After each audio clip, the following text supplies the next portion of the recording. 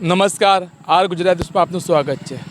ફતેવાડી વિસ્તારમાંથી ગઈકાલે ગુરુવારે સવારે 11 વાગ્યાની આસપાસ બે છોકરા સમીર અને અફઝલ નામના યુવકો જે ફતેવાડી વિસ્તારમાંથી ગુમ થયેલા અને આજે બપોરે 3 વાગ્યાની આસપાસ અફઝલની ડેડ બોડી મળી અને આજે સાંજે 5 વાગ્યાની આસપાસ સમીરની ડેડ બોડી મળી।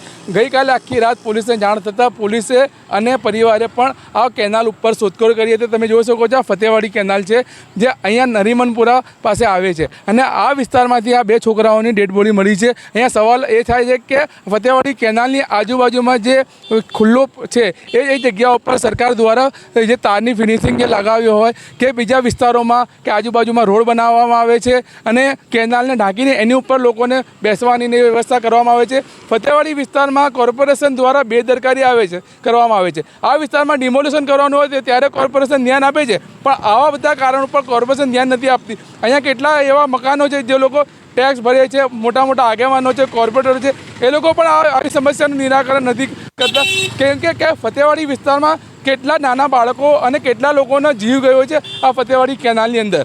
રઈસ સૈયદ, અમદાવાદ। સાહેબ, બે છોકરાની ડેડ બોડી મળી છે, તમે શું કહેશો?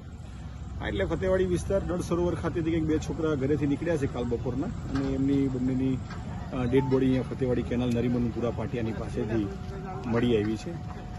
બંને લગભગ 12 થી 13 વર્ષની ઉંમરના છે, મુસ્લિમ સમાજના છે અને એમની બંનેની ડેડ બોડી પીએમ માટે સોલા સિવિલ ખાતે મોકલી। પોલીસને ક્યારે જાણ કરવામાં આવી હતી? પોલીસને આજે સાંજે હમણાં લગભગ તકરીબન 4:30 વાગ્યાની આજુબાજુ પોલીસને આ બાબતની માહિતી મળી છે કે ભાઈ ડેડ બોડીઓ કેનાલમાંથી મળી આવી છે બાબતની। ઓકે।